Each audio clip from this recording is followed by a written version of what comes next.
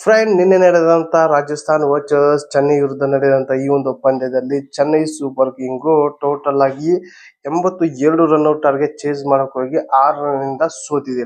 Friend total ಆಗಿ ಇಲ್ಲಿ R ತಂಡ ಒಂದು ಗೇಮ್ ಪ್ಲಾನ್ ಇಟ್ಕೊಂಡು ಬಂದಿತ್ತು. ಫ್ರೆಂಡ್, ಅದು ಏನು ಗೇಮ್ ಪ್ಲಾನ್ ಇಟ್ಕೊಂಡು ಬಂದಿತ್ತು ಅಂದ್ರೆ, ಚೆನ್ನೈ ಸೋಸಕ್ಕೆ ಪ್ರಮುಖ ಕಾರಣ ಅಸ್ತ್ರ ಏನಪ್ಪಾ ಅಂದ್ರೆ, ಅವರು ಟಾಸ್ ಗೆದ್ದು ಅವರು ಬಾಲಿಂಗ್ ಆಯ್ಕೆ ಮಾಡ್ಕೊಂಡಿಲ್ಲ, ಬ್ಯಾಟಿಂಗ್ ಆಯ್ಕೆ ಮಾಡ್ಕೊಂಡ್ರು. ಕಾರಣ ಏನಪ್ಪಾ ಅಂದ್ರೆ, ಚೆನ್ನೈ ಸೂಪರ್ ಕಿಂಗ್ ತಂಡ ಚೇಸಿಂಗ್ ನಲ್ಲಿ ಒಂದು ಮ್ಯಾಚ್ ಸೋತಿತ್ತು. ಯಾರ ವಿರುದ್ಧ ಅಂದ್ರೆ RCB ವಿರುದ್ಧ ಸೋತಿತ್ತು. ಫಸ್ಟ್ ಟಾಸ್ ಗೆದ್ದ ಚೆನ್ನೈ ಸೂಪರ್ ಕಿಂಗ್ RCB ವಿರುದ್ಧ ಬಾಲಿಂಗ್ ಆಯ್ಕೆ ಮಾಡ್ತು. ಬಾಲಿಂಗ್ ಆಯ್ಕೆ ಮಾಡಿ ಟೋಟಲ್ ಆಗಿ 196 ರನ್ RCB ಮಾಡಿತ್ತು. ಆ 196 ಟಾರ್ಗೆಟ್ ಕೊಟ್ಟಿತ್ತು RCB ಚೆನ್ನೈ ಸೂಪರ್ ಕಿಂಗ್ ತಂಡ. ಆ Chennai super king 6 target chase ಮಾಡಕ್ ಹೋಗಿ ಸೋತಿತ್ತು.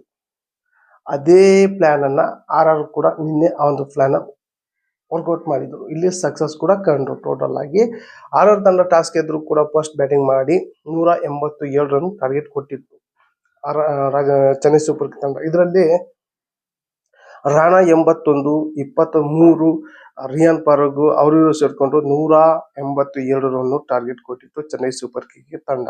ಈ ಒಂದು ಚೆನ್ನೈ ಸೂಪರ್ ಕಿಂಗ್ ತಂಡ ಈ ಒಂದು ಟಾರ್ಗೆಟ್ ನ ಚೇಸ್ ಮಾಡೋಕೆ ಬಂದ ಟಾರ್ಗೆಟ್ ನ ಆರಂಭದಲ್ಲೇ ರವೀಂದ್ರ ವಿಕೆಟ್ ಕಳ್ಕೊಂಡ್ರು. ಮೇನ್ ಆಟಗಾರ ಇವರು 2-3 ಮ್ಯಾಚ್ ನಲ್ಲಿ ಚೆನ್ನಾಗಿರುವಂತ ಆಟ ಆಡಿದ್ರು. ಆದ್ರೆ ಈ ಒಂದು ಇನ್ನಿಂಗ್ಸ್ ನಲ್ಲಿ ಕೂಡ ಬೇಗನೆ 0ಗೆ ಔಟ್ ಆದ್ರು. ಅವಾಗ ಬಂದ ರಾಹುಲ್ ತ್ರಿಪಾಠಿ ಹಾಗೆ ಗಾಯಕ್ವಾಡ್ ಸ್ವಲ್ಪ ಇನ್ನಿಂಗ್ಸ್ ಕಟ್ಟಿದ್ರು ಕೂಡ ಇವರು ಕೂಡ ಬೇಗನೆ ಔಟ್ ಆದ್ರು. ಆಮೇಲೆ ಬಂದ ಧೋನಿ ಆಯ್ತು, ಜಡೇಜಾ ಆಯ್ತು, ಇವರೆಲ್ಲರೂ ಕೂಡ ಪ್ರಯತ್ನ ಪಟ್ಟು ಕೂಡ ಟೀಮ್ ನ ಗೆಲ್ಸೋಕ್ ಆಗ್ಲಿಲ್ಲ. ಹಾಗಾಗಿ ಈ ಒಂದು ಮ್ಯಾಚ್ 6 ರನ್ನಿಂದ ಚೆನ್ನೈ ಸೂಪರ್ ಕಿಂಗ್ ತಂಡ ಸೋತಿದೆ.